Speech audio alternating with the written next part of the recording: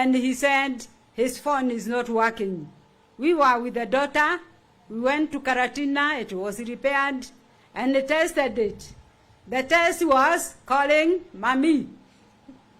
He called Mommy, and Mommy answered. So the phone is in order. And so the phone was in order. He needed no more testing. So as he just took up the small, he told me, I'm feeling thirsty. I need the small soda. I bought the small soda. And then we went to the market. I bought all I wanted. He was in the vehicle. But that day, God knew what he was to do that day. The person whom you have been talking to, the person who have been testing his phone, as we came here, he said, he entered the house, and this time, Father, not as James used to sit facing the wall, he faced the door. He sat and faced the door. And then I saw he is breathing heavily. I asked him, why are you breathing heavily? I feel tired. I asked him, you are feeling tired, Daddy, and you have been seated in the vehicle. He kept it quiet. And then eventually, I said, you are going to bed. He took him to bed, and I made him lie. Being a teacher, I knew some first aid. Congratulations, Mom. I made him lie on the side to give the heart a lesser play. And then he slept on the back. I saw he was still breathing heavily, and the daughter was there. By this time, Elizabeth started crying. She started crying. I asked her, why are you crying? I told Daddy, we are taking you to the hospital. He said, no. That was the last word. No. That was that. No more talking, no more screaming, no more yelling, no yelling. And the man slept the way you saw him sleeping calmly. So by the time we went to the hospital, when the doctor said, no, he is gone, the doctor could not believe. He could say that I could hear the pulse around the neck, and the stomach is warm. But the doctor said, no, it is like that. Thank you, Brother Legadi. Thank you for the support that time. And I thank God because I was not screaming. When he said he said, no, I said, it is well. It is, God gave me the strength. It's as if, it is well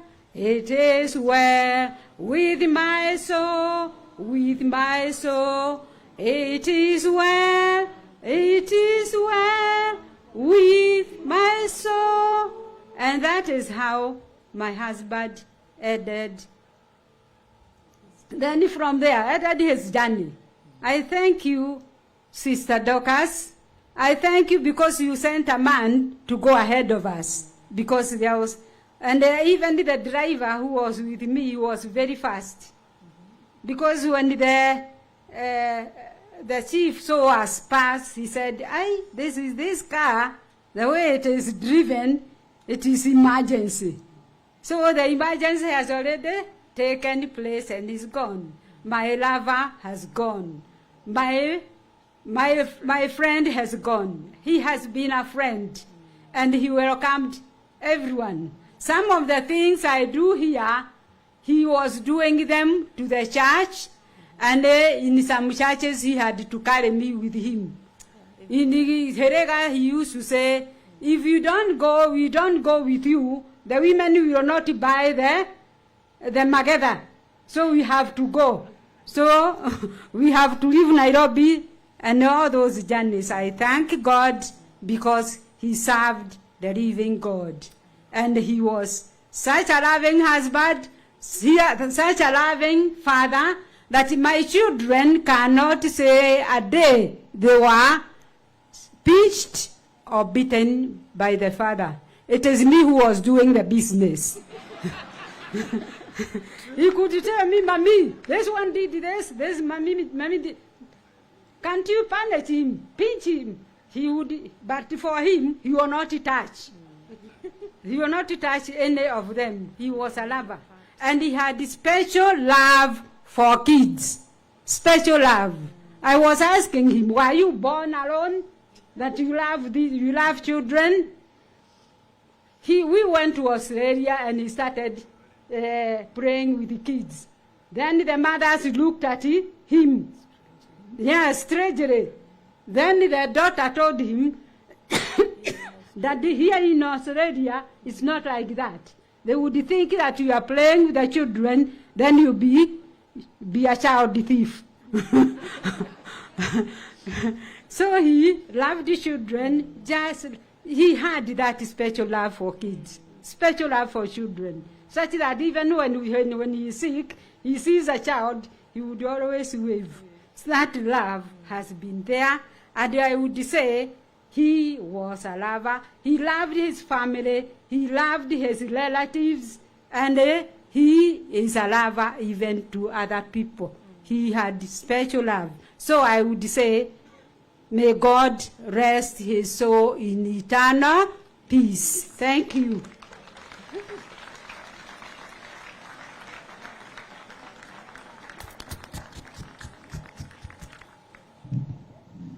We thank God's grace that Mom has been very strong and nobody else would have done it the way she has done it. Let us appreciate her once more.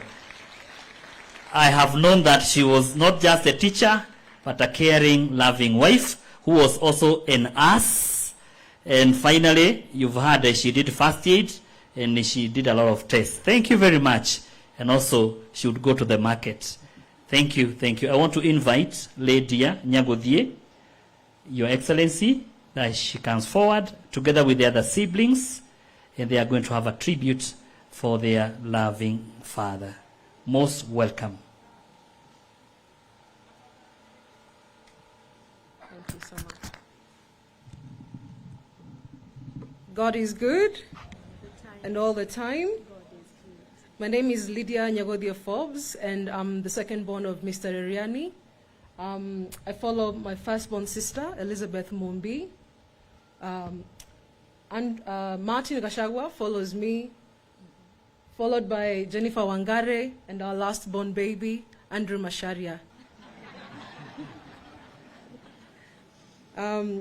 Growing up, Mom used to say, our grandma said, I'll speak in Kikuyu first. Ogea dake dokumare Reriani mogane. Mogane. And it's true.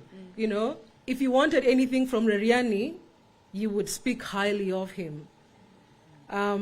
Today, we will try and put into words the wonderful man that you are to us and to so many, of your incredible character, your kind nature, your massive heart, the perfect gentleman. We can say for certain that without the shadow of a doubt, our father loved us.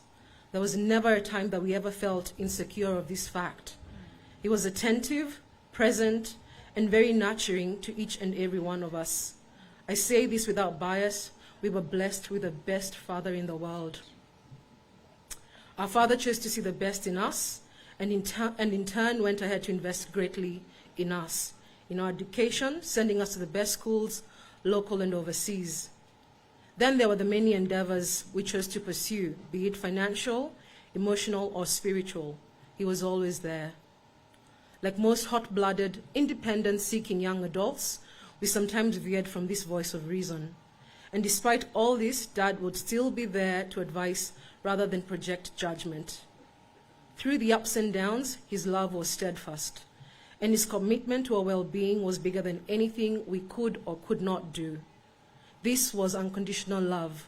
What an honor to have experienced it. We cannot say thank you enough, and although we're only starting out in our own careers and families, you have put us in good stead for our future. Your sacrifice is not without reward. We shall go ahead and make you proud and try to fill these huge shoes you've left us to fill. These last few days, through the numerous stories we've heard, we found out that you are not just a father to the 5 of us. You are father to many. So many of you told us how Dad paid for your way through school, or how he helped you get a higher education, gave you your first job, or supported your first business. How our hearts have grown to find that we're surrounded by so many brothers and sisters, all of us brought together by the common bond of a man who truly saw the best in all of us, with great love and kindness. I thank each and every one of you for sharing your stories, and may our Dad's memory shine through your own lives and through your own legacies. Dad was blessed to have his love reciprocated by his wonderful wife, our mother, God's gift to Dad. She has stood by him through good times and the most recent hard ones. So many of you have said that you've never seen a love like this. They were always together, and the warmth of their love and friendship was truly inspiring. As their children, we always had them affectionately call each other mommy or daddy. I can hear Dad yelling, "Where's mommy?" Not that he needed anything, but to be reassured she was never too far. Mom, we know you loved Dad with the love of Christ, that he loves his church with unfailing love, the unending love, the undying kind of love. These last few years have taken its toll, but through it all you held his hand, rubbing his sore legs, nursing him to health over and over again. We remember you taking him to India with your small stature, pushing this big man in a wheelchair. Your small stature was complemented by loving strength. Dad deserved to have this greatest love, and this was his pride and joy. One of my aunties said that some people's lives can be extended just by the sheer magnitude of the love they receive. And we can all attest to this. This is the transformational power of love. And even in his last moments, Mom was by his side, gently patting him, comforting him that it was well. Mom, we can't say thank you enough for all that you've done for our Dad. You are such a great example of what a healthy, happy marriage looks like. Your commitment to our father is something that we shall aspire with our loved ones. Now that Dad is gone, we promise to look after you like you did, protect you like he protected you, and we want to know that we love you with all our hearts. What a woman.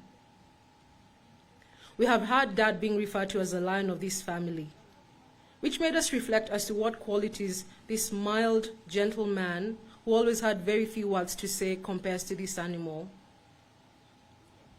A paradox, just like water that can cut into a mountain. Dad was relentless. He could take time to listen and understand with great intuition and incredible insight. It made him a trusted friend to many, and after speaking to so many of you this week, we are so humbled that you said Dad was your greatest friend and that you will never meet anyone like him. We are moved by your kind words and pray for your peace for this loss. We have been told in his family he was the peacemaker, the one that tried to unite and bring the family together, the firstborn of a great family. He took this role very seriously, being supportive whenever it was required, always dependable to whoever who needed his help. Like a lion, our father was fearless. He faced life head on, a wonderful attribute that would shape his life from a very young age. Dad told us of a story when he was 6, during the state of emergency, how he left his mom and siblings for the safety of a nearby town. I wonder what would have gone through this young boy's mind. And maybe just to be brave, we have to face these things to be so. This would later translate to taking risks, like when he decided to take early retirement at 45. His friends thought he was crazy. A relatively good job, a secure employer, why rock the boat? But he was a man of focus, and when he started a company with our uncle, Honorable Reriani Gachagua, the business was a success. The risk had paid off. And I remember him mentioning that in 1 year of that business, he earned what he would have earned for the rest of his working life. What courage, how inspiring. Not all risks paid off. When life came with the curveballs, as it sometimes does, His fearlessness turned into faith, and this was his power. They say adversity can bring out the true essence of a man, and this we saw in our dad time after time. When Dad suffered a stroke a few years ago, this relentless fight, coupled by your numerous prayers, kicked in again, and he'd go ahead to recover and go about resuming his active, busy life. It's so telling of how he chose to live his life. It said, it's the set of the sails and not the direction of the wind that determines which way we will go. Even when the wind was strong and against him, he chose to set sail through choosing the right perspective. Maybe that's how he managed to fight so long. God was merciful to grant you these years where you fulfilled your life's work. When Dad got sick recently, we all knew it was nothing too serious. He had had some health concerns, but seemed to manage to bounce back time and time again. After all, he had suffered a stroke and survived. But about 2 months ago, he went to hospital with a case of pneumonia. He was treated and he came home. So when he fell ill a few weeks ago, we didn't think it was going to end the way it went. He had been discharged and been home for a few days.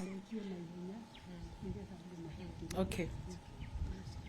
As a family, we have found comfort in a dream that my sister had a few days before his passing.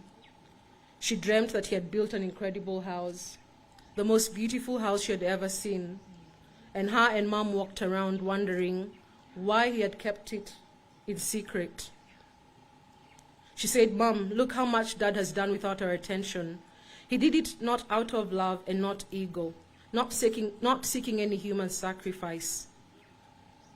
Through his selfless nature, every life he touched was a brick in that heavenly mansion. And when his work was complete, it was time for his rest. We got confirmation that it was time, even before he went.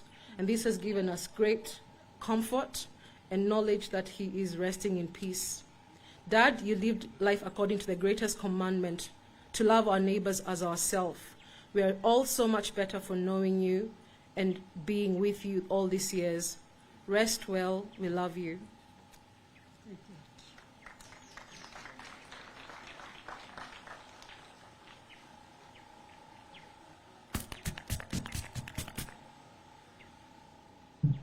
Thank you very much, Beth, Lydia, Martin, Jennifer, and Andrew, for such a beautiful tribute to your father. Once again, we appreciate them. It's now the turn for the grandchildren. There are so many of them, not just these ones written, but on behalf of all of them, we have Taylor.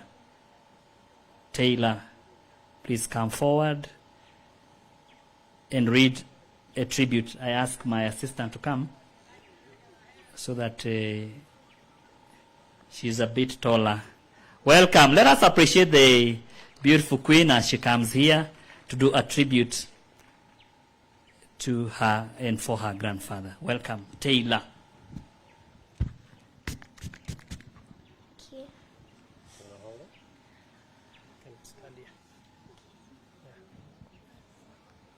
Hello, I'm Taylor Forbes, daughter of John and Lydia, who is the second daughter of James Reriani. I am speaking on the behalf of myself and my sister, Lauren Forbes. This time when we arrived at Nairobi Airport, it was different. We would normally be greeted by Guka. This time he wasn't there to meet us. He was missing. He loved to take us to the cafe at the airport while we waited for my dad to negotiate with the rental car man. Kuka loved to call our names.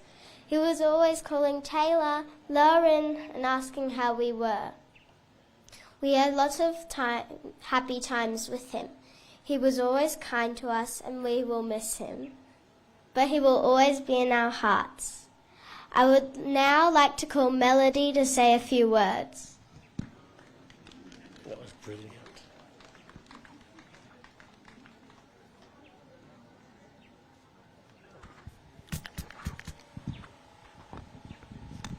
Appreciate her very well. Please, please, please. She has done a very good job. Thank you. Okay.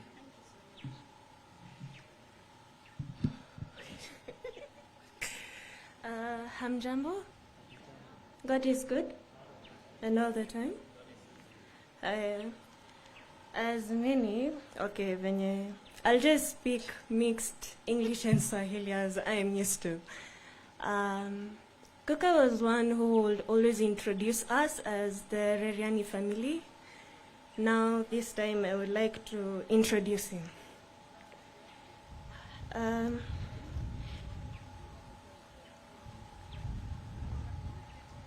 Today, I have the honor of reintroducing you all to James Reriani Gachagua, as we may all call him Guka. We are all here to remember the life of the incredible hero and the legacy that he leaves on the earth. I would like to reflect on the person Grandpa was. One undeniable fact was that he was a family man. He would always put his family first, and he would give the unconditional kind of love to his family members. He always kept work away from home. He was always devout to grandma and would always ask every evening after work, "What would you like for me to bring home?" To me, Grandpa was one person who would make sure everyone in the house is happy and at peace at home. All well, and home was one peaceful place and always felt like a sweet paradise. He really enjoyed celebrations and always loved celebrating birthdays of his loved ones, his inclusive and festive holidays. On birthdays, he would always make sure that ice cream and cake will always be there. He was one who loved adventures. To us, he was the best travel buddy. Wherever he plans to go, he would always like to be accompanied by his family, and also love seeing us excited for the trip and way happier when we arrive to the destination. Before every journey, he would always give Shosho the chance to pray for the journey that we will set out for.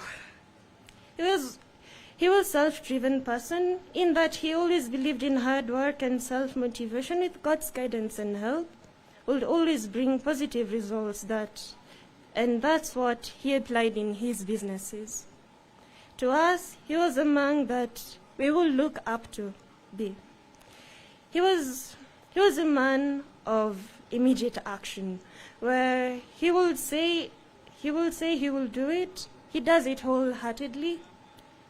He was the kind of man who would follow up and do what he can to his level best. He was the one who would hold one's hand even when the times were rough. He was always there. So in concluding our memory on the life of Guka, I believe our Guka, Mr. James Reriani Gachagua, was one of the best people you may ever had the honor to meet him, a man that greatly impacted in everyone's life in the most positive way. He made sure his family members and those that were around him have the same principles as his. For sure, we are one of the luckiest to be blessed with a grandpa like him that was like a father, best consultant, mentor, cheerleader, dearest friend, and so much more. He will always be forever in our hearts. He will always be our most amazing grandfather ever, and we loved you so much, and we will always love you, Aguka. Thank you so much for working with us this far and knowing you always had our back. And also, I would like to thank Shosho for also being like a mom too, for being super supportive and being extra caring and being the best storyteller. Thank you so much, Shosho. Also, thank you to your children too, Mom, and the rest of your siblings. And I'll also say thank you as a family for always being there each time and being super supportive and caring and always being there for each other. Thank you so much.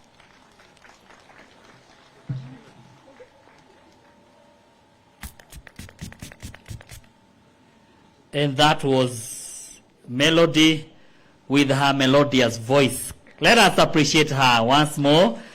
She is a granddaughter to Mr. James Reriani. Thank you, Mr. John, who, on behalf of the in-laws, because Taylor also did that. You have donated your time to us. At this point, if His Grace would have been here, he would have helped us in this part. And because his delegate is here, allow me, Your Excellency, the Deputy President, and all leadership present here, the family and the mourners, to ask the delegate of the Archbishop, who is the Dean of Narumoro Deanery, Parish Priest Chaka Parish, to come forward and invite some of the remaining leaders who are going to give their brief remarks and their tributes. Most welcome, Father. Welcome. Asante sana Father Kamwaro. Ningeshukuru wachungaji wote ambao mmefika hapa kwa utulivu wenu. Ni heshima mmekaa na sisi. Nimesema asante. Upande huu tuko na seminarian, tuko na Father John ambaye ametupatia neno na amejuana sana na mzee, tumpigie makofi.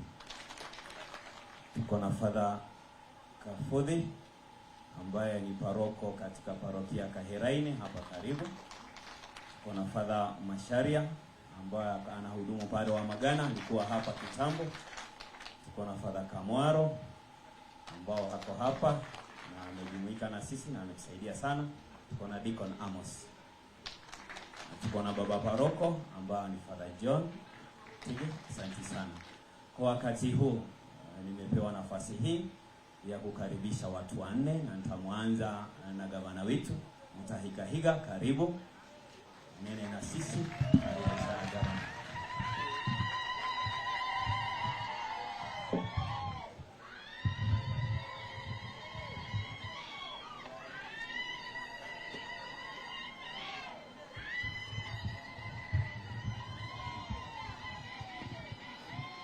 Asante sana Father Njigwa, Dean wa Narumoro na padre aliye kule Chaka.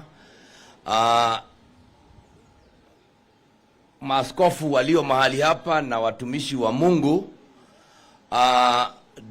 the Deputy President wetu Daktari William Samoei Ruto na rais wa 5 wa Jamhuri ya Kenya,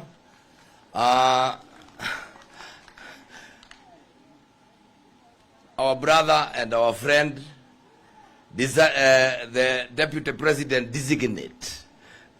Ni vizuri uzoee ndugu yetu kwa sababu Mungu amekubariki. Reriani Gachagua and the entire family, mom wetu Francisca na watoto wote walio mahali hapa, Pastor Dorcas, viongozi walio mahali hapa, tunaye Macharia ama the former Vice President Wycliffe Musalia Mudavadi, mtu wa mundu Weta, governors walio mahali hapa. Ninajua Governor Waitito yuko mahali. Governor Waitito, wherever you are, asante sana. Very good. Governor Sang, popote ulipo, asante sana. Governor Mudhomi, popote ulipo. Governor mtarajiwa Kiambu, Governor Kabogo. Na Kabogo, kuna mtu tunataka uende naye. Hii chairman yenu ya Mboe Committee amekuja kutusumbua hapa. Urudi naye kwenu. Mabibi na mabwana, hamjambo.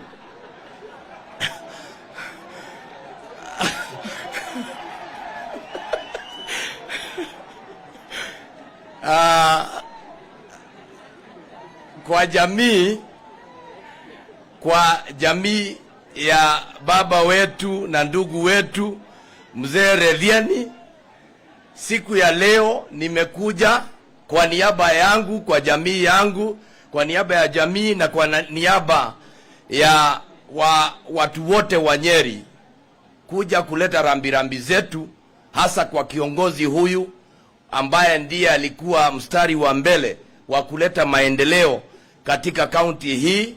Tunamjua kama yeye aliyekuwa mkuu sana, aliyekuwa mzee kuliko wengine. And when we look at the life of James Reriani, we can see that he has mentored even a deputy president in this country, because we now have our brother here. Na kwetu sisi ni kushukuru and to thank you ma'am kwa sababu ya yale tumeyasikia. niseme sisi tuko pamoja na nyinyi kama serikali. Kama kuna jambo lolote ambalo linatakikana, we'll be working with you. We just pray that he rest his internal peace. Ningetaka pia nichukue nafasi hii nishukuru kanisa.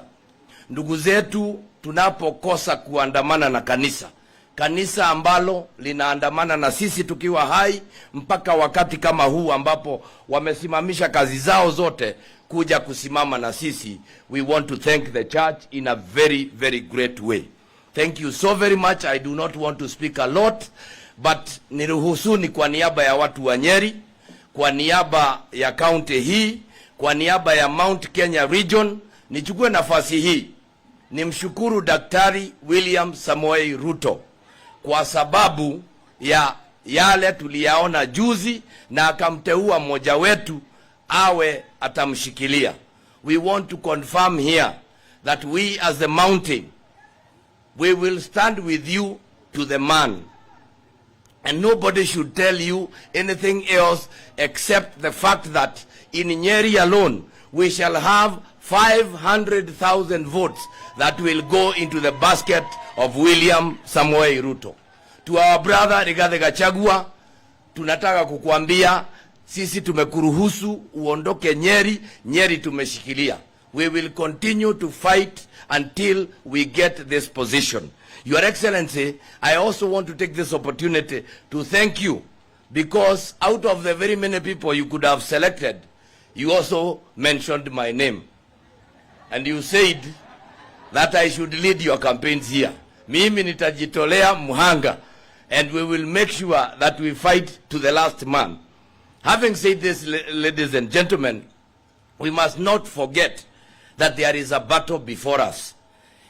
Na vita vilivyoko mbele yetu sio vita rahisi, ni vita vinaongozwa na mtu ambaye hujiapisha, ni mtu ambaye hufanya mambo ambayo serikali za Kenya hatujui kwa nini hazimshiki na zikampeleka makotini, kwa sababu he does not follow protocol. We saw yesterday, tuliona hata watu wamepewa kazi nyingi. Tulikuwa nafikiria sisi ambao tulikuwa wa Jubilee angetukumbuka, hakutukumbuka, na haya mambo yakaharibika namna hiyo. Ours is to just say, Deputy President, we recall you are here about 3 weeks ago, ukija kutusaidia tukiwa na ndugu yetu Ichungwa. The other day you came to Othaya just to wipe our tears after we came to bury His Excellency, the third president of this nation, and we really, really appreciate you. Here we say, dogo ne makinya. Dogo neke? Aduanyere dogo neke? Wegore huona ke? Na totiri odoge togiuga. Gaya kurathime na agweke wega. Thank you, Father Njigua. Asante sana, tumpigie gavana wetu makofi. Asante sana. Sasa ningemkaribisha Mheshimiwa Wetangula. Karibu sana. Karibu. Tumpigie makofi. Karibu sana.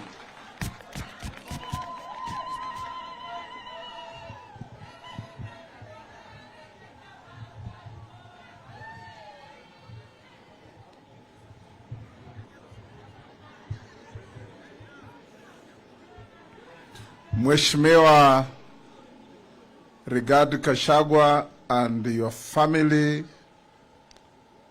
our Deputy President, our governors present, all leaders na waheshimiwa wananchi, tumekuja hapa kutoa heshima zetu za mwisho kwa ndugu yetu mkubwa ambaye ni ndugu ya rafiki yetu, our presumptive Deputy President from August this year.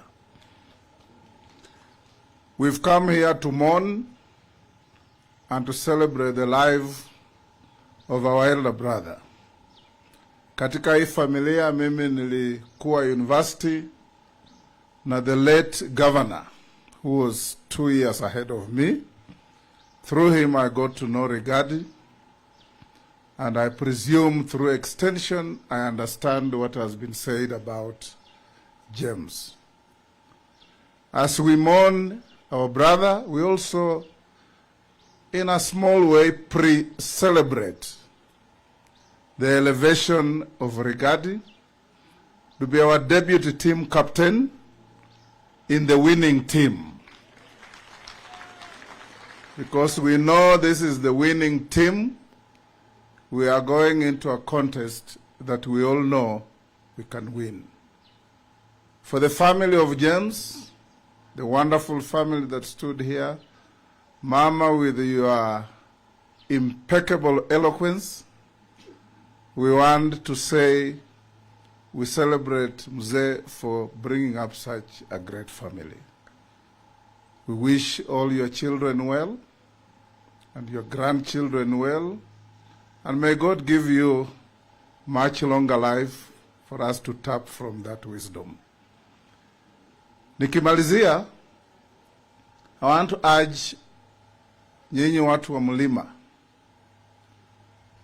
We have given you our brother Rigad, a wonderful man, a man with great experience, a man who is known and appreciated everywhere. The day we named him as our deputy captain, I flew to Bungoma, and the levels of celebration and ululations was like he was from Bungoma. It tells you the high-level degree of acceptability that you come into office with. And while our competitors are focused on trivia, like disturbing the 2010 Constitution, us, we are focused on economic revival. And that's why the Deputy President designated you. And from now on, we don't want just to hear you talking about the crops in the mountain, talk about the sugar belt, talk about Bixa, talk about everything around the country, so that we know that you are going to be the effective deputy. And our Deputy President, William Ruto, don't be distracted, because we are competing with people who are hostages of the vestiges of history. Us, we are focusing the future. And the future is bright, is visible, and we can see Kenya reinventing itself. Those who are hostages of history will never move. We are competing with a man who has committed treason twice. Once he was charged, once he was not. In 1982, you know, our competitor was one of those who committed treason and overthrew Mzee Moi for a couple of hours. Later on, he committed treason by swearing in himself as an illegal president of the Republic of Kenya. So we know, sisi ni waja Mungu, ni wa kutii sheria. So let's move, and again, don't be distracted, as the Bible tells us. When Moses was in the mountains bringing the 10 Commandments, Aaron, his brother, erected an idol to worship. We shall not worship any idols. We shall look to the true God, and leaders are anointed by God. So may James' soul rest in eternal peace. And James, when you get there, meet Mzee Kibaki and tell him that Kenya Kwanza is recreating another Kibaki from Nyeri. Thank you, and may God bless you. Musalia Mudavadi kuja peane risala yake ya rambirambi. Karibu na tupigie makofi.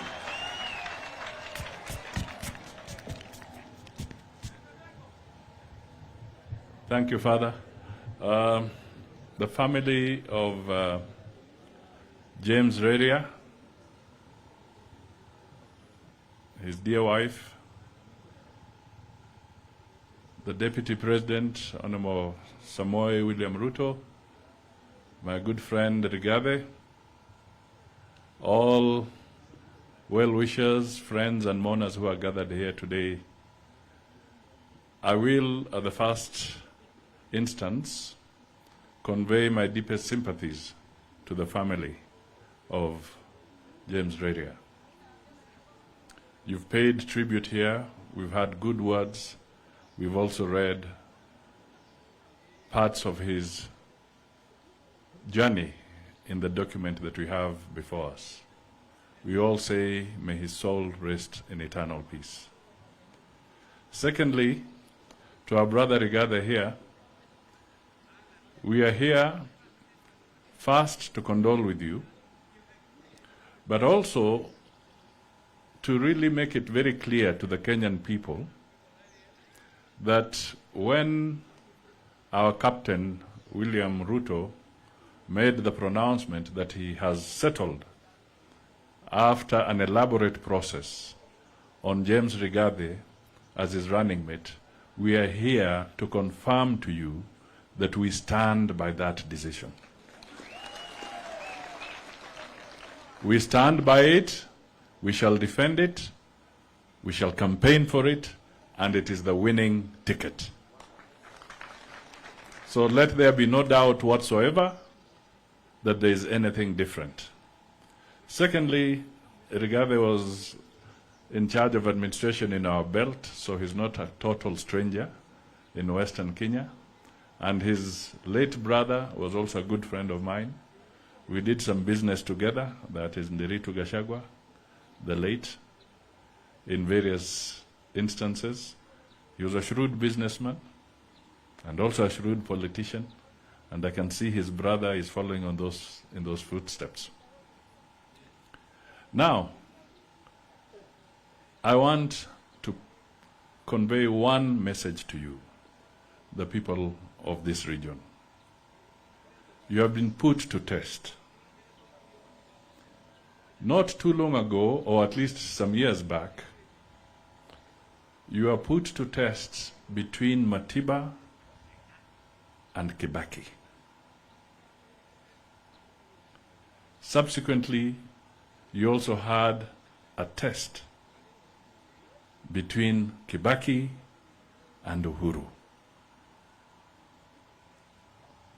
Today, there are people who have put you to test between Rigathi and Karua.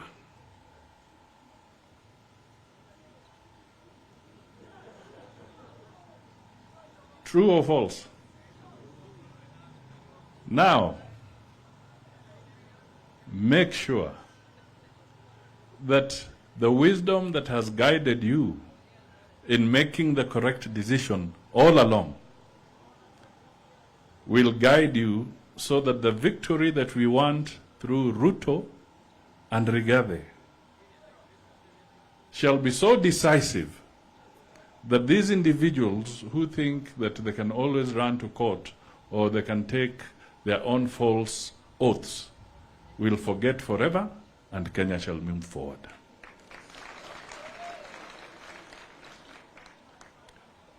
We want a solid team. We want a team that will be focused on the economy. We want to hold hands and get that victory. We do not want any room whatsoever for somebody to delay the process of economic recovery for this country. We are under pressure. Hatuna pesa mfukoni. Hatuna pesa mfukoni. So we need to move fast with precision, like the surgeon's blade. Let us make sure that on the 9th of August, the victory comes through in one sweep so that we can move forward, and we are ready. Rigathi is ready, and our captain, William Ruto, is ready so that we can move forward from the 9th of August and have a proper government in place to move things forward. We are seeing people being named ministers when they are already ministers. Constitutionally, you cannot name your ministers. Constitutionally, William Ruto is designated to name his running mate. But all these other guys, you're being told you shall be a minister for lands, and you are deeply involved in the land's mess in the coastal region yourself. Ni kama kuweka chui kuchunga mbuzi.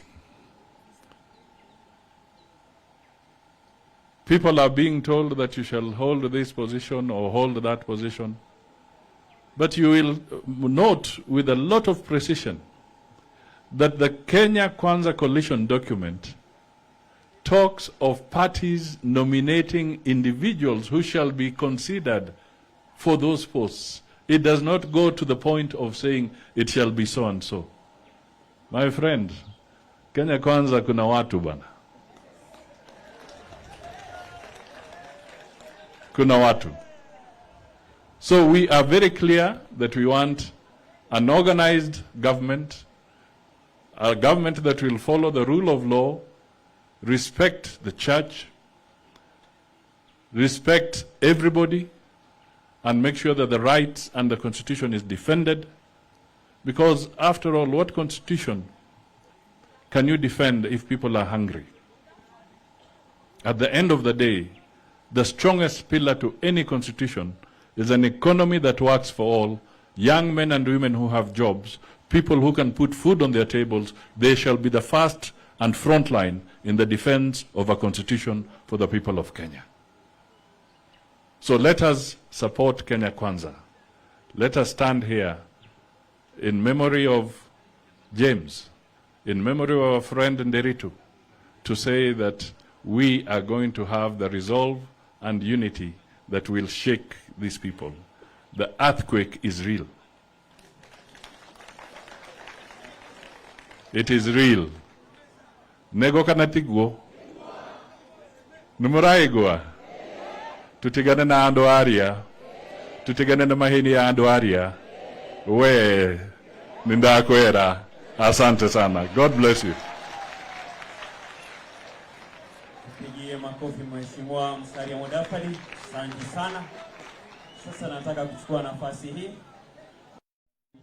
Mheshimiwa Reriani Gachagua ambaye ataongea na ile kazi Mungu atamjalia tunapofika mwezi wa 8 atafanya hiyo, atamwalika mwezi wa 8. Karibu.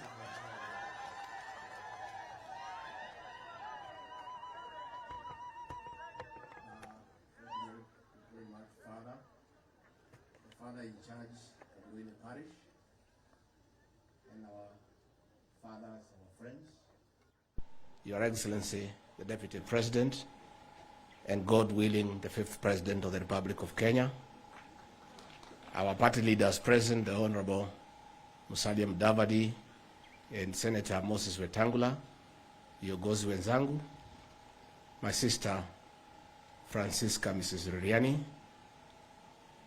your children, Beth, Lydia, Jennifer, Martin. I want to say, from the word go, that we are honored as a family, Father, for the respect you have accorded our late brother and this family. A mass conducted by 9 fathers is a clear demonstration the high esteem our church has held our late brother and his family. Fathers, I want to say thank you. I also want Father in charge to apologize that contrary to what me and you had agreed that will take 1 hour, my sister, my friend Alice Wahome, took 2.5 hours. And I take responsibility because Alice is my person. And I think Alice, I must excuse her because she must have weighed between antagonizing her fellow leaders and antagonizing the fathers whom she doesn't meet daily. I think she chose the option of not antagonizing her friends. Then she has left me with a problem. And she's a good lady. And I think because these leaders, when my late brother was very sick, Alice assisted me to coordinate these leaders to raise funds to take him to India, and therefore they came to bury him. And because they have worked with us in that journey, it was only fair that she gives them a chance to speak. So Father, munisamehe, mnajua mimi naheshimu kanisa sana na sitaki kukosa. Kama iko punishment mtanipatia nitakubali. Kwa roho safi. Your Excellency the Deputy President, my late brother lying here was the head of the Gachagua family, which my late father bequeathed him before his death in 2014. And he has led us very well. He has put this family together. This family has been very united, courtesy of the wisdom of my late father. My late father, 25 years before his death, called us and distributed to us all the family property. And he was left with nothing and relocated to live with me in Nairobi. And therefore he left a very united family. There was never a quarrel about anything because of the wisdom of that old man whom we buried here in 2014. And James here, my eldest brother, has put this family together. And we really honor him for putting us together. Our sister Francisca, on behalf of the Gachagua family, I have nothing but tremendous respect and honor to you for the way you have taken care of our brother in sickness. You are a wonderful woman. Not many women would undergo what you went. Many women I know in a similar circumstances have run away. You have stayed with our late brother. You went with him to India. You have taken care of him. You have been by his side. You are always with him to church, to the market. You have never left him even a single day. As our family, since you got married here, you have given this family nothing but honor. And I want to tell you from the bottom of my heart, we will love and cherish you for the rest of our lives because you have done a good job. My late brother was a good man. In 2013, he wanted to run for member of parliament. And Reriani Gachagua, the late, was running for governor. And these people of Mathira are very fair people. They said, no, that is being selfish as a family. One wants to be MP, another one wants to be governor. But he was adamant because he wanted to serve. He ran, Gachagua ran. And the people of Mathira made a decision. They decided that since Gachagua was going for a higher seat, they give the seat to Gachagua and James can wait. So Gachagua was elected governor, huyu mzee akaambiwa angoje kidogo. So in 2017, after the death of Gachagua, I came to see him. And I said, now that the people of Mathira told you to wait, and now Gachagua is gone, I think it's the time now we back you to member of parliament. And he said, no, I'm a little bit elderly, and you are here, you are young, you are vibrant. I think as a family, I now direct you as a family head. You are the one who ran. And he supported me, I ran, and I won. And I was very happy. So later on, I came to see him. He was very sick in Nairobi. And despite the fact that I was 22 years younger than him, he listened to me. And I told him, my brother, I can see the struggle you are having. Nairobi is an extremely difficult place. It's a difficult town. Everybody is difficult. In your state, I don't think it's good for you to stay here. He didn't want to live in Nairobi. But I told him, since I listened to you in 2017, I'm asking you to agree to relocate home with your wife and just rest there because Nairobi is too hectic. And he agreed with me, and he came to this beautiful house he constructed, and he has lived here with his wife until the day he has left us. And therefore, it is important that the next family head, before my late father died, because I was by his bedside, he left me with instructions, which I have always carried out, on the succession plan of the leadership of this family. And he instructed then that James Reriani was to become the head after him. And in the instance that James Reriani passes on, the next man on the line is Johnson Kivara Gachagua. So Johnson, by the powers conferred to me by my late father, you are now the head of this family. Please take care of us, keep us united the way James has done. Listen to us, call us all the time, and put us together. And for the family, we do what the late Gachagua Nahashon told us. The word of Kipara from today is law in this family. Ile tu kitu tarekebisha moja tu, Johnson, usiongee kizungu mingi kwa hii watu hata kama ni wakili. Upunguze kidogo. Then the other one nataka uangalie, when there are family issues, usiweke budget ikuwe juu sana, because sometimes unaweka unasema miscellaneous ni 30-40%. Ukipunguza hiyo tutakaa mzuri. The rest utafanya mzuri na tutakuunga mkono and will support you for this family.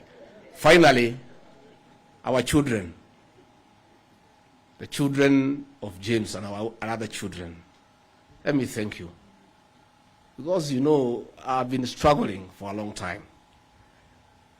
My late father gave me the responsibility of mobilizing this family and organizing it at the age of 17. I've done it for the last 40 years. And I did ask you to come of age and start arranging this family.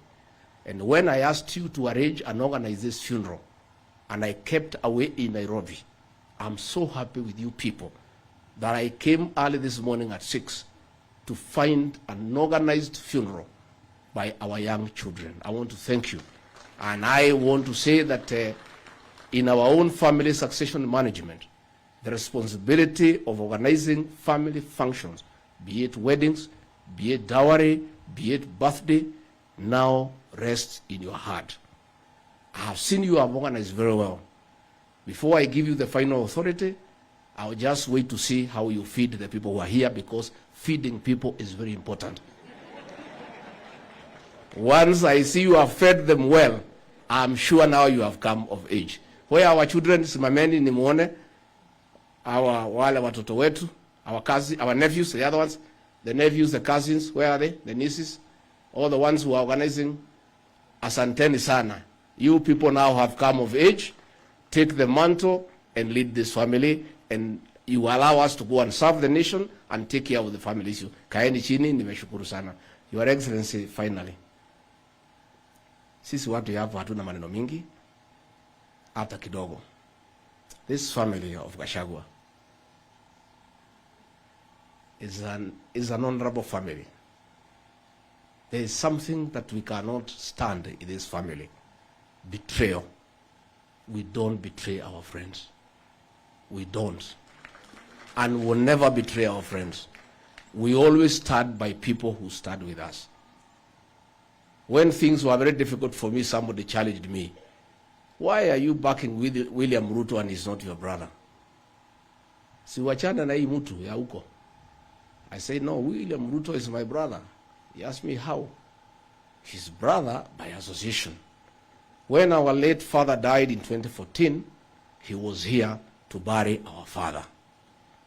When our brother died in 2017, Governor Gachagua, William Ruto was here to bury our brother. When our mother died in 2020, January, William Ruto was here to bury our mother. Today he is here to bury our brother. Is he family or not family? Is he family or not family? And I have seen also Governor William Kabogo is joining our family. Because he was here in 2014, in 2017, he is here. He who buries your father, he who comes to bury your mother, he who comes to bury your brother, that is your friend. Don't listen to people who have never come near you when you are in trouble to tell you about those who are always with you. William Ruto, my boss and my friend, you are part of the Gachagua family. If you shall get problems from anybody, it will never come from this family.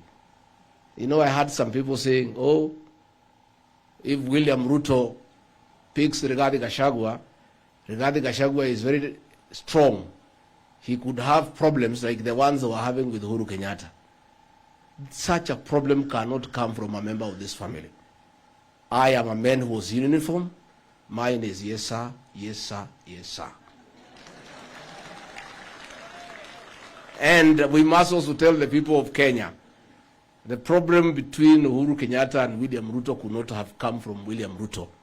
William Ruto is an honest man, and he's a good man, and he keeps his word.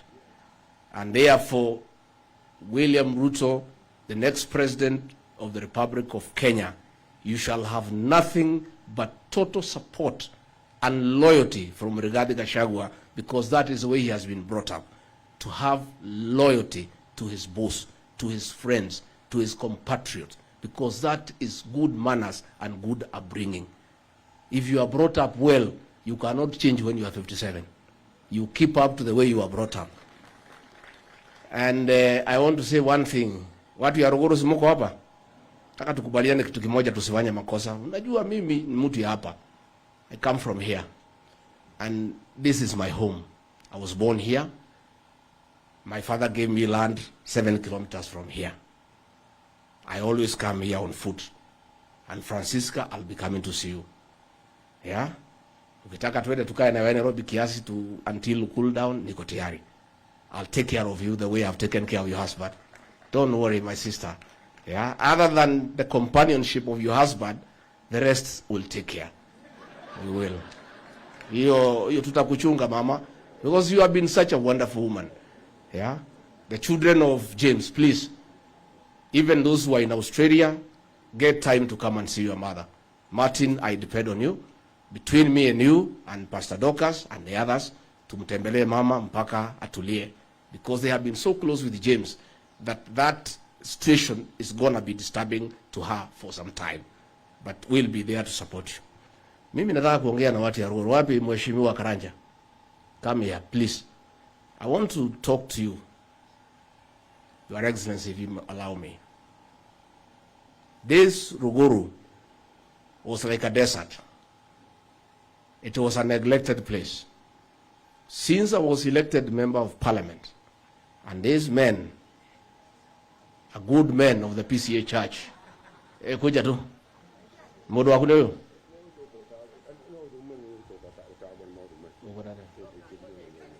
Unaenda goli? Eh? Nataka demo nani? Okay.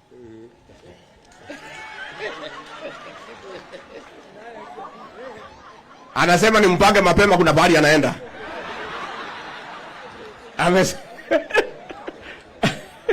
Ni sawa? Ni sawa. Wajana ni rafiki yangu anaitwa Mchangi. Unajua tuliagana na huyu Mchangi, tuliagana na yeye 18 years ago. Tukionana ninampatia giri moja. Sasa ameniambia amengoja kutoka saa 4 na kuna bahari anataka kwenda. Ameshindwa kugojea. Na ni sawa, si ni sawa? Ide modo wakaituko yaria. Todo ukimwona inyarane na 11 ndiragethere muno. Huyu jamaa tukishikana na yeye na gavana wetu, barabara zote za Ruguru tumeweka mara, mkweli ama uongo? Hakuna familia iko na shida hata moja hajaenda. He is there, all the children amesomesha. Mimi nasikia vijana mnaanza kuongea maneno sijui nini. Tafadhali, the people of Ruguru, I want to guide you. Na mimi ni mtu ya hapa, lakini uamuzi ni wenu. If you make a mistake and you play around with the leadership of this ward, mkipata shida msilaumu mimi. Nimesikia mimi nimepewa kazi Nairobi. Simepewa kazi Nairobi.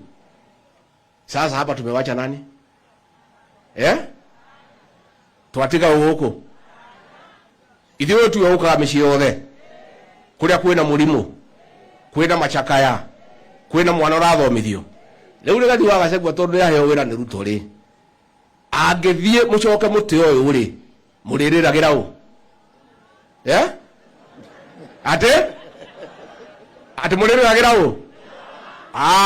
Bas. Leo tuwe hamwe. Nie ndamwira guku ni mucie. Nie ne nyonete utongoria uri ukoretwo guku. Nie ndona utongoria ta wa Karanja. Na ndamwira ndi mwana wanyu. Ndi mundu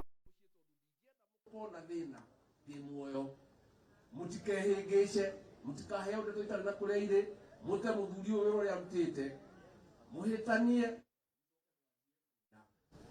mugaka kujaja Nairobi ndio mugaragaje kumuga kujaja ogu mwe na jamergo etwari hau etwari withania hemundu na kiuria atimia mwekuo athuri mwekuo anake mwekuo ayua anake ni nyuende ngo mwena maundu maingi ati murenda ati umwe wanyu tekende mwire no ego no umwe wanyu no ndungi murokera gwake wina thina ri mumenyera muguikara ikara karanja andu ane magukobanga ndikwenda kuingirira uhoro wa ciama no nie ndi mutongoria wa UDA kandi ndi mutongoria wa UDA riu tondira hairwo wira ni njamba eno ri guku no tuke tumutukanie tondu riu William Ruto ni araheire wira ndimuteithie ri ndingikorwo nginya mucie ndingihota kubanga UDA thurwo ri ndingikorwo ndi mundu wa thaa cigana mwarimu uyu gwitwo Kahiga ni arutite wira ni arutite wira uyu ni arutite wira ni mukurora haya seneta witu gwitwo wa Matingare ni mumuwi ni mukurora mutimio gwitwo Mukami wa mashinani ndimwire huyu mama Mukami saa ile wanaume wote waliogopa wakatoroka ndio tulibaki wanaume wawili mimi na Mukami wengine wote wakatoroka. Even if you don't want to vote for Mukami for any other reason umpigie kura kwa kuwa msimamo na kuwa mwanaume kamili nimukorora finally si mimi nimeenda Nairobi nimukwivagora muguikara guku riu ati ndimuteithie ndimuonie ura njirera muguikara wira uria ndirarutaga ndukae kuhitana no nitukumwira no uria tutangitikira ni guthura ciama cia Azimio uguo no mwitikire ni mukwenda Azimio koguo Jubilee ni out niguo na Kenya ni out niguo tucarie mundu wa UDA gucarie mundu wa UDA ni kwanirira andu aria makwenda giti morie kwa UDA nigetha kuoneka mundu uyu wa kiama kiriku kandi mukwenda kundukania guku mucie no mundukanie koguo kiama ni UD koguo andu aria mareciria mena ikiro no ni tukwaria na inyui turore mundu uguthomithia ciana cia ndigwa niguo ukuheana ambassador no waragania niguo uguthondeka macukuru mundu iguagira andu tha na mundu tangiuka kurugamia wira uria ndirarutaga hau ni twarikanira uguo ndikwenda gukiria hau wenda kumwitira muthamaki wa Kenya na your excellency ningekujulisha tu stage wa jiko pale nyumba yako pale ni kilomita 1.5 ama ni 2 kilometers from here. Sasa nimekuja hapa asubuhi nimekuta kesi. Hawa wanasema watakupigia kura. Lakini hawataki kuja Nairobi ukiapishwa. Wanasema pale wafunguliwe pale kuwekwa screen na ma TV. Iko hata kamati imetengenezwa. Wanasema ng'ombe ya kuchinjwa ni 35. Na mbuzi, na mchele, na soda. Hata wameweka mtu ya vote of thanks tayari. Kwa hivyo sisi sherehe tutafanyia wapi? Kadiwa mkwenda.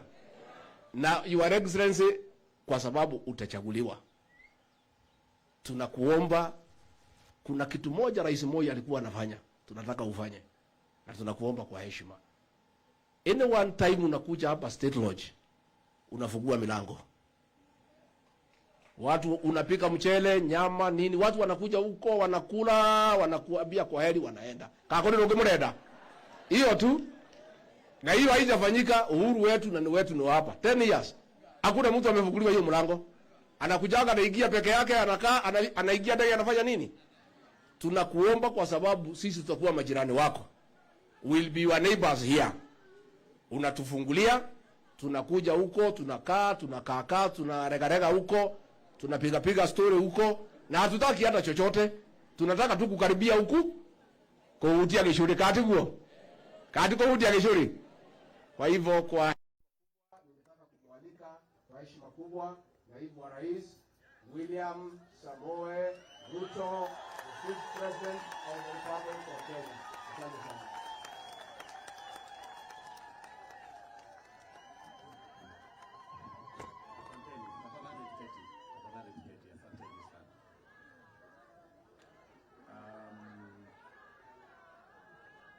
Asanteni, tunaweka keti chini. Thank you very much. Mama Francisca na familia ya ndugu yetu James Reriani Gachagua. Ndugu zetu viongozi wa kanisa mlio hapa, viongozi wote wenzangu, wananchi wa hapa Mathira, andoa Mathira ya githomo moriega. Bwana Yesu asifiwe. Mimi nitakuwa mfupi wa maneno kwa sababu tuko na shughuli nyingine kule Kiambu. Kwanza mimi nimekuja na rambirambi zangu na familia yangu na marafiki wengi wa familia hii ya ndugu yetu Rigathi Gachagua. Risala za pole kwa ndugu yetu James ambaye ametuacha na ametutangulia. Poleni sana Mama Francisca na watoto wako and the entire Gachagua family for the loss of this great man. Mimi nataka niseme ya kwamba huyu muungwana ametuacha ni mtu ambaye alikuwa mshirika wetu wa karibu sana. Sehemu hii ya Nyeri, kupitia kwa familia ya Gachagua, tumekuwa na marafiki wengi. Marafiki tuliofanya kazi na wao, marafiki tulioshiriki uongozi pamoja na wao. Na leo tumekuja hapa kumsindikiza huyu Mkenya mwenzetu na kulete faraja katika familia hii, tukiwaambia Mama Francisca na watoto wako na familia hii na watu wa hapa Mathira, poleni sana. Mungu aliyetupa huyu kiongozi James pia tunamuomba ili awafariji na zibe ile pengo imewekwa kwa kumpoteza huyu shujaa, kiongozi, baba wenu na mmoja wetu kama wananchi wa taifa letu la Kenya. Nataka niseme pia kazi aliyoifanya ya kulea familia. We have seen a wonderful family, painstakingly brought up by Mama Francisca and James, and we are truly grateful to this family for the Kenyans that we have today. Responsible people, hard-working citizens who are helping us build our nation. Tunasema asante sana kwa mzee James na pia kwa familia hii kwa yale mazuri yote umeyatenda. Nataka nimshukuru pia ndugu yangu Rigathi Gachagua kwa sababu kupitia familia hii tumepata marafiki wengi. Mmoja wao ni huyu Kandaya Wera ambaye sasa tumeungana na yeye kwa shughuli ya Wera ni Wera.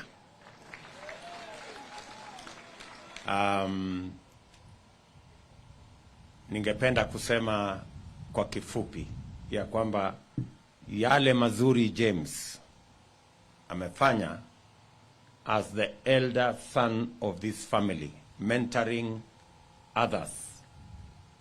I want to truly be grateful to James because through his mentorship, we have Rigathi Gachagua, who today is working with us. Na bidii tuliyoiona kwa James discipline tuliyoiona kwa James ama nidhamu tuliyoona kwake ni ile ambayo tumeona kwa Rigathi Gachagua, na hata ile kazi aliyofanya kanisani kumwabudu Mungu is the same traces we see in Rigathi Gachagua. And as a team of Kenya Kwanza, yale yaliyotufanya tukakubaliana sisi wote ni kwamba Rigathi Gachagua atakuwa deputy captain wetu ni mambo mawili muhimu. Jambo la kwanza ni kwa sababu yeye ni mtu wa bidii na vile vile yeye anashughulika na mambo ya Wakenya. Every other time I have had a conversation with Rigathi Gachagua, it has been about the people. If we are not discussing GMR, we are discussing how to improve the lot of ordinary business people. And the second most important thing that gave us the opportunity to make the decision for Rigathi Gachagua is because we all believe that we can do all we can, but without God, it won't go very far. In Rigathi Gachagua, we have a God-fearing man, and we also have a prayer warrior in Mama Dorcas.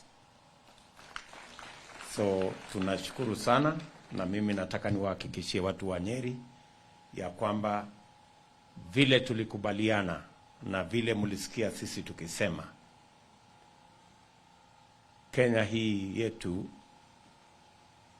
inataka wafanyikazi, na huyu Kanda ya Wera ni mtu mfanyikazi, na mimi nataka niwahakikishie tutafanya kazi pamoja na yeye, na tutahakikisha ya kwamba kama team ya Kenya Kwanza, na tuko wengi, tutafanya mambo mawili ya muhimu.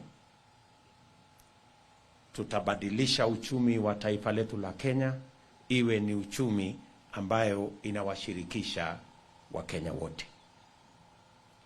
Na jambo la pili, tutaunganisha taifa letu la Kenya. Wakenya wote tuwajumuishe katika shughuli ya kupeleka taifa letu mbele, so that we can unify our country behind the success and the prosperity that we have in our nation. And therefore, as we are in Mathira today, I want to assure our team, the Kenya Kwanza team, and assure the people of Kenya that the Kenya Kwanza team will be focused on ensuring that no Kenyan is left behind. And I want also to assure the people of Mathira, Nyeri, and the people of Kenya that Rigathi Gachagua is a very strong personality.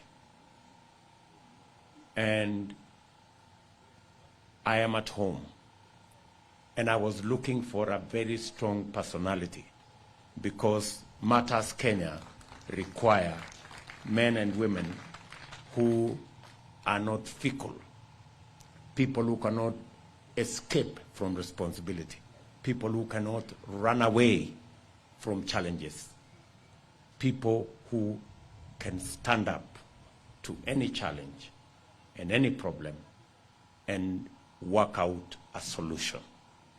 And that is why in Kenya Kwanza we are building a strong, formidable team so that we can tackle the challenges of our nation. And in Rigathi Gachagua, we have a very strong deputy captain. Mwisho ningependa kusema ya kwamba tukielekea mbele, tofauti kati yetu na wale tunashindana na wao ni kama usiku na mchana.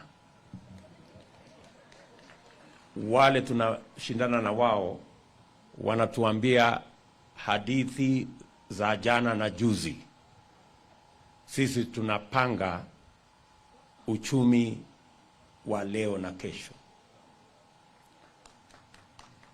Wale ambao tunashindana na wao wanatuambia ya kwamba wanataka kurekebisha katiba kufaidi viongozi. Sisi tunasema tunataka kubadilisha uchumi kufaidi Wakenya wa kawaida mamilioni katika taifa letu la Kenya. Na hapo ndipo tofauti iko. So Wakenya wako sasa na uhuru wa kuchagua. Aidha watachagua watu wa jana na juzi, ama sisi tunaopanga leo na kesho, ama watachagua wale wanapanga kubadilisha katiba kufaidi viongozi, ama sisi tunaopanga kubadilisha uchumi kufaidi Wakenya wote. That is the contest and that is the difference. Kwa hivyo mimi nataka niwashukuru sana na niwaambie Wakenya mahali Rais Uhuru Kenyatta na mimi tulianza pale nyuma, tukapanga mambo ya reli, tukapanga mambo ya mabarabara, tukapanga mambo ya elimu ya watoto wetu, tukapanga mambo ya stima na yale mengine mengi. Hapo tutaichukulia kama Kenya kwanza na kuipeleka mbele.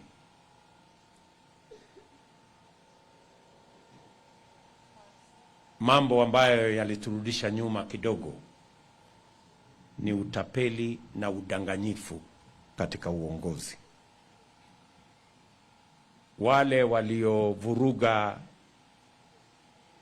rais wetu wa tatu Mwai Kibaki ndio wale walivuruga NASA, na ndio wale wamekuja wakatapeli sisi katika Jubilee,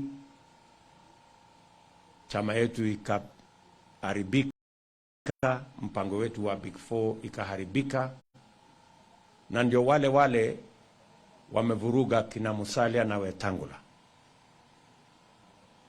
na ni wale wamevuruga hata mpaka na Kalonzo jana.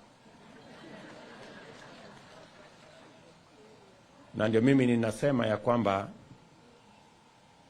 haiwezekani kuongea mambo ya umoja wa taifa la Kenya tukiwa tunazungumza pia mambo ya utapeli na udanganyifu katika uongozi. It is not possible to discuss the unity of our nation alongside deceit and conmanship in our leadership. The deceit in our politics is what is undermining the unity of our nation.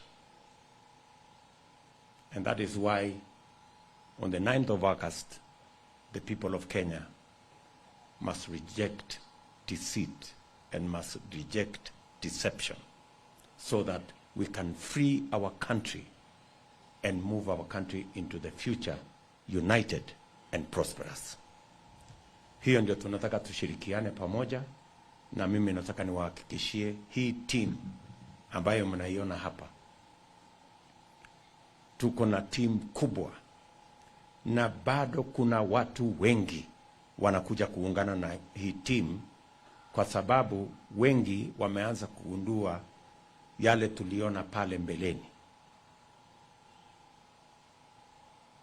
Mumeona hivi juzi kina Mutua kutoka Maendeleo Chapchap wameungana na sisi, kina Kingi kutoka PA wameungana na sisi, na kuna wengine wengi ambao wako barabarani, kwa sababu sote tunataka kuunganisha taifa la Kenya. Wananchi kutoka pembe zote tuunganishe taifa letu la Kenya, tupange maendeleo ya taifa letu la Kenya, na tuunganishe hata na vijana wetu ili tuwe na taifa ambayo sisi wote tunaweza kujivunia kuwa wa Kenya. Kwa hivyo nataka niwahakikishie ya kwamba tutatembea hiyo barabara pamoja. Tutakuwa na uchaguzi ambao utakuwa ni uchaguzi wa amani, kwa sababu sisi tunaamini ya kwamba wenye usemi ni wananchi wa taifa letu la Kenya, na yale Mungu amepanga hakuna binadamu anaweza kupangua. Kwa hivyo I want to request our clergy to continue to pray for our country, to continue to pray for all the leaders, so that we can unite this country and move together. Asanteni sana, tunawatakia baraka ya Mungu. Thank you.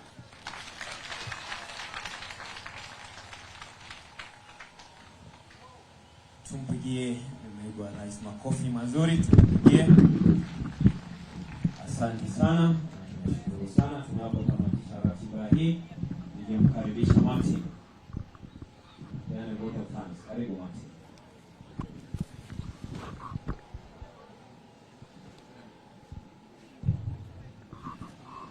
Asante.